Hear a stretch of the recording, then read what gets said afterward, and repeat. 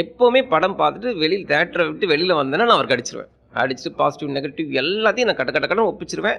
இன்னொன்று அவருமே சொல்லுவார், முதல் ரிப்போர்ட் ஒன்று தான் வரணும் எனக்கு எல்லா படத்துக்குமே, இது வரைக்கும் வெளியான எல்லா படத்துக்குமே.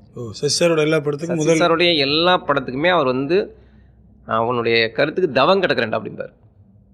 ஏன்னா அது சில வெற்றி படங்களில் உள்ள குறைகளை கூட நான் சொல்லியிருக்கேன். அதே மாதிரி சரியாக போகாத படங்களுடைய ப்ளஸ்ஸை பற்றி நிறைய சொல்லியிருக்கேன். சார் சார் எப்படி சார் இவ்வளோ தோல்வி கொடுக்குறீங்க, ஆனால் மக்கள் உங்களை இன்னும் கொண்டாடிட்டு தான் இருக்கிறாங்க அப்படின்னு. அப்போ இவ்வளோ விஷயங்களை தாண்டி ஒருத்தர் ஜெயிக்கிறப்போ இதை பற்றி நான் அவர்கிட்ட அழுதுறாமல் கண்கலங்கிறாமல் அப்படியே பேசணுங்கிறதுக்கு எனக்கு ஒரு ஆசுவாசம் தேவைப்பட்டுச்சு. ஆனால் நான் நேரம் என் வீட்டுக்கு வந்துட்டேன். வீட்டுக்கு வந்துட்டு பார்த்தா சசி சார் கால் பண்ணுறாரு. என்னங்க படம் பார்த்துட்டீங்க, ஃபோனே பண்ணல.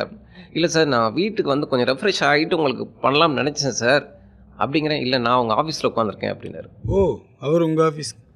ஆமாம், படம் ரிலீஸ் அன்றைக்கி. என்ன சார் ஏன் ஆஃபீஸில் அல்லது அடிச்சுட்டு ஓடுனா அவர் வந்திருக்கிறாரு. அவர் வந்து ஒரு 20 நிமிஷத்தில் படத்தோட ப்ரொடியூசர் வந்திருக்கிறாங்க. எல்லாம் வந்து நம்ம ஆஃபீஸில் உட்காந்துருக்குறாங்க.